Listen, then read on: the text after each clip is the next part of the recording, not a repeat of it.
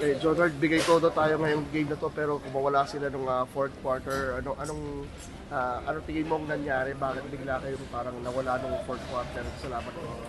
Ah, yung second half, medyo maraming lapses sa depensa eh. Kaya, tsaka yung mga turnovers namin, doon nila nako-convert yung, yung points nila. Kaya lumamang sila ng third quarter. And actually si coach ay nakikita lagi sinasabi yung identity niyo dapat makita niyo pa rin lagi. Going to the game 4, dalawa na sunod na talo niyo. How do you mentally get back sa laro na to? Serye na to. Siguro mag-start kami sa practice yung defense namin. Kailangan namin makorek at saka mga turnovers may iwasan namin. So medyo malaki yung turnovers namin ngayon. Marami.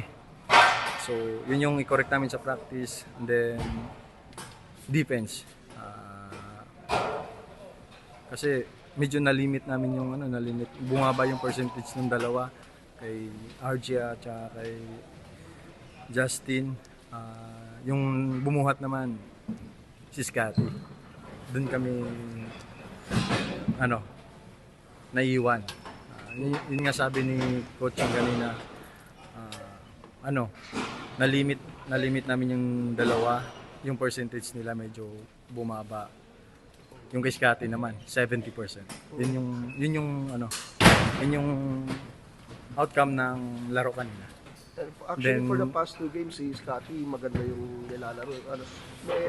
Meron pa kayong plano na dapat gagawin kanina pero parang hindi yata na-execute.